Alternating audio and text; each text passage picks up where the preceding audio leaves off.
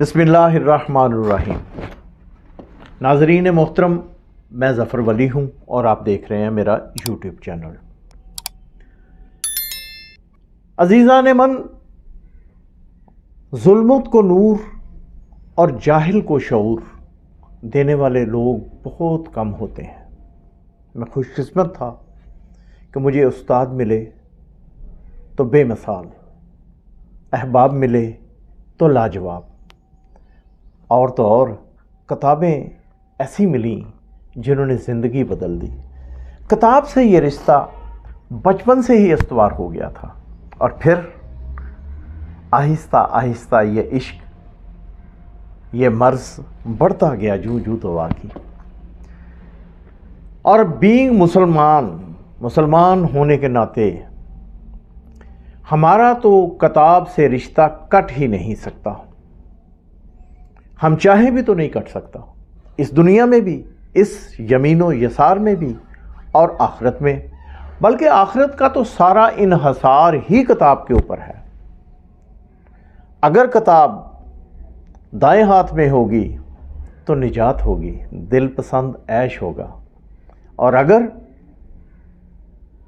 बाएं हाथ में होगी तो हम कहेंगे लम ऊता किताबिया, काश मुझे ये किताब ना मिली होती, सर पीट लेंगे। बहरहाल, आज की नौजवान नस्ल के पास किताब के लिए वक्त नहीं है, वो किताबों से उनका ताल्लुक़ टूट चुका है।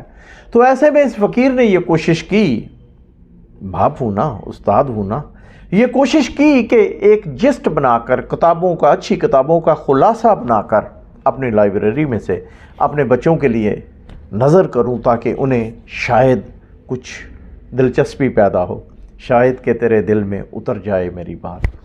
तो इस सिलसिले की पहली कड़ी मैं खाका नगारी, जो कि एक शख्सियत नगारी का फ़न है, ऐसा तरीका है जिससे शख्सियत हमारी आंखों के सामने बन जाती है, फैल जाती है, निखर कर सामने आ जाती है। तो ये मज़हर महमूद शेरानी साहब की दो किताबें हैं, बेनिशानों का निशान और उन्हें लाऊं कहाँ से। ये दो किताबें हैं, उनके खाकों का मजमुआ। हाँ जी, ये मज़हर महमूद साहब अख्तर शेरानी साहब के बेटे हैं और अख्तर शेरानी साहब बहुत बड़े शायर हैं। उस्ताद मोहतरम कुदरतुल्लाह शहाब साहब उनकी बहुत तारीफ़ किया करते थे। बल्कि उनके अफसाने, पहला अफसाना जो है चंद्रावती, वो इन्हीं के रसाले में शाया हुआ था। तो शुरू करते हैं जी। मैं ये पहले जो है वो इस किताब में से पढ़ता हूँ, उन्हें लाऊं कहाँ से। अगरचे इस किताब के अंदर बेशुमार खाके जो हैं वो शामिल हैं, जिनमें मशहूर आलम हकीम नैयर वास्ती हैं, और एक मेरे बड़े उस्ताद मोहतरम हमीदुल्लाह ख़ान साहब जो हैं उनका खाका है। इसके अंदर जो है वो और बड़े मशाहीर हैं जिनका खाका, और उनके वालिद साहब का खाका है बड़ा शानदार। लेकिन मैं आपके सामने डॉक्टर ग़ुलाम मुस्तफ़ा साहब का एक छोटा सा खाका जो है, तो चंद लाइनें जो है वो पढ़कर सुनाता हूँ। प्रोफेसर साहब लिखते हैं, यूं तो हर सितारा आसमां का गुरूर और हर आदमी जहां का गुरूर होता है, लेकिन 20 शबानुल मुअज़्ज़म 1426 को एक ऐसा शख्स हमारे दरमियान से उठ गया जिसका मसील कभी ना मिल सकेगा। डॉक्टर ग़ुलाम मुस्तफ़ा ख़ान की ज़ात गिरामी माकूल व मनकूल की जामे थी। कैसी लगी ये टर्म?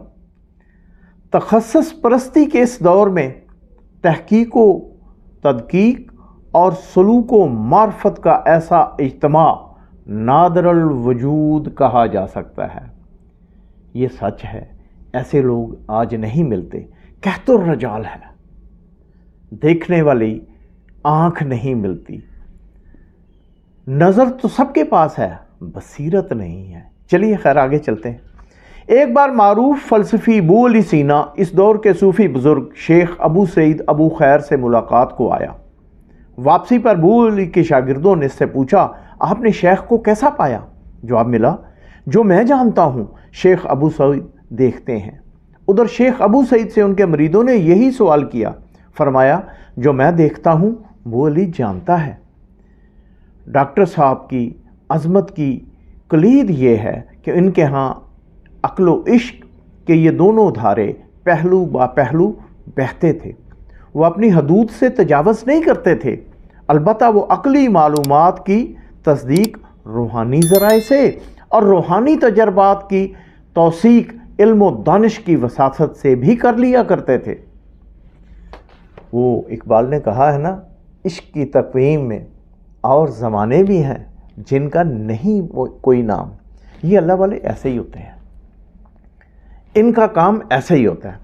یہ تو تھا جی انہیں لاؤں کہاں میں سے ان کی ایک کتاب۔ اب میں دوسری کتاب میں سے دو یہ خاص آدمیوں کا خاکے ہیں اس کتاب کے اندر۔ اب میں ان لوگوں کے خاکے جو کامنرز ہیں، جو عام آدمی ہیں۔ تو ایک خاکے کا نام ہے جی چک نمبر 17 کا شریفہ۔ میں اس کے ایک دو پیراگراف پڑھتا ہوں۔ میں نے دیکھا کہ حویلی کے آگے چھوٹے بڑے کتوں کی ایک غیر معمولی تعداد موجود تھی۔ میں نے ہنستے ہوئے کہا، یہ تم نے کتوں کا فارم کب سے کھول لیا؟ وہ چلم میں آگ رکھتے ہوئے بولا، ارد گرد کی بستیوں سے دھتکارے ہوئے خود ہی چلے آتے ہیں۔ ہاں، فقیروں کے ڈیروں پہ ایسا ہی ہوتا ہے، پھر جانے کا نام ہی نہیں لیتے۔ اب انہیں مارنے سے تو رہا، اللہ کی مخلوق ہے۔ صبح روٹی کا ٹکڑا ڈال دیتا ہوں۔ ابھی پرسوں یہ چتکبری کتیا 8 پلے لے کر اس ٹھسے سے آئی جیسے میکے آ رہی ہو۔ میں نے کہا بھی کہ تو یہ سارا خانوادہ لے کر کیوں چلی آئی، مگر وہ میرے پاؤں پر لوٹنے لگی، پڑے رہو، میرا کیا لیتے ہو۔ مظہر صاحب کہتے ہیں کہ مجھے شریفہ اس دور کا دیو جانس قلبی نظر آیا، جسے اسکندر نے کہا تھا مانگ کیا مانگتا ہے، تو اس نے کہا تھا ہٹ بھوکے، تو مجھے کیا دے گا، تو خود طمع کا مارا ہوا ہے۔ پھر وہ ایک وقت آ گیا، لکھتے ہیں یہ ہماری آخری ملاقات تھی، پھر اس کے بعد ہم ایک دوسرے کو دیکھ بھی نہ پائے اور اس کی سناؤنی آ گئی۔ شریفے کا جنازہ جب قبرستان کی طرف چلا تو اس کے پیچھے پیچھے ایک چتکبری کتیا بھی چل رہی تھی۔ تدفین کے بعد جب سب واپس ہو گئے، لیکن کتیا قبر کے پر سر رکھ کر بیٹھ گئی۔ اگلے دن گھر والے قبر پر چھڑکاؤ کرنے آئے تو وہ اسی طرح بیٹھی ہوئی تھی۔ اسے پکڑ کر واپس لایا گیا، روٹی ڈالی تو اس نے سونگھی تک نہیں۔ پھر بھاگ کر قبرستان پہنچ گئی۔ آخر تیسرے دن جب اس کا بھوک سے مرنے کا اندیشہ ہوا تو اسے لا کر زنجیر سے باندھ دیا گیا۔ کہتے ہیں مظہر صاحب کہتے ہیں میں یہ فیصلہ شاید کبھی نہ کر سکوں کہ وہ کتیا شریفے کی زیادہ قدردان تھی یا میں۔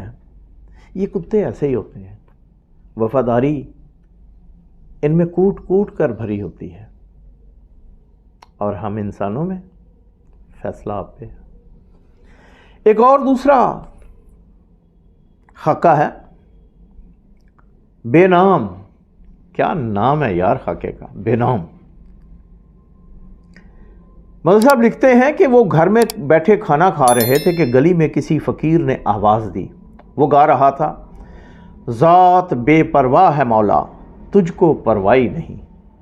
آواز اس قدر گمبھیر تھی، دردناک لہجہ اس قدر پراسرار اور غیر معمولی کہ لقمہ ہاتھ میں تھا وہ چھٹ گیا۔ صاحب دوست احباب ساتھ بیٹھے کھانا کھا رہے تھے۔ مظہر صاحب ان سے کہنے لگے یہ شخص ہندوستان کی کسی مسلمان ریاست سے تعلق رکھتا ہے اور اچھے دن دیکھے ہوئے ہے۔ گئے، اسے کچھ رقم دی، اگلی جمعرات وہ پھر آیا۔ اس کا جائزہ لے کر لکھتے ہیں کپڑے معمولی مگر صاف ستھرے، قمیض پر کالے رنگ کی پرانی صدری، نیچے چوخانے دار تہبند، پاؤں میں خستہ گرگابی، سر پر دوپٹے کا پھینٹا، ہاتھ میں چھڑی، سانولی رنگت، چہرے پر بچپن میں نکلی ہوئی چیچک کے مدھم نشانات، نظر خاصی کمزور۔ لیکن وہ ہر نظم کو کسی نہ کسی راگ کی آروہی امروہی میں چست کر کے استھائی انترے کی صحت کے ساتھ پڑھتا تھا، اور ہاں ساتھ ساتھ وقت کی مناسبت بھی ملحوظ خاطر رکھتا تھا۔ یہ جو موسیقی ہے نا، یہ روح کی غذا ہے۔ کچھ چیزیں جو روح کو ٹچ کرتی ہیں، جو کمیونیکیٹ کرتی ہیں، انسان روح اور جسم کا مرکب ہے نا، تو کچھ اللہ نے ایسے حواس بھی پیدا کیے ہیں جو انٹر کنیکٹ کرتے ہیں دونوں کو، ان میں سے ایک موسیقی بھی ہے، اور بھی ہیں، وہ ہمارا موضوع نہیں۔ تو یہ جو موسیقی کو سمجھنے والے ہوتے ہیں نا، ان میں تاثیر بڑی ہوتی ہے، اثر بڑا ہوتا ہے۔ خواجہ غلام فرید کو دیکھ لیں، ہر کافی کے ساتھ لکھا ہوا یہ راگ بھیروی میں گائی جائے تو زیادہ اثر ہوگی، یہ اس میں گائی جائے، راگ بھیروی میں گائی جائے تو زیادہ مؤثر ہوگی، یا کوئی اور راگ جو ہے وہ ساتھ ساتھ بتایا گیا ہے۔ تو یہ تھا جی اس کتاب کے بارے میں۔ مجھے اپنی رائے سے آگاہ کیجیے گا، مجھے آپ کی رائے کا انتظار رہے گا، اور درخواست ہے کہ اس چینل کو سبسکرائب کیجیے، اس کو لائک کیجیے اور پروموٹ کیجیے۔ اللہ آپ کا حامی و ناصر ہو۔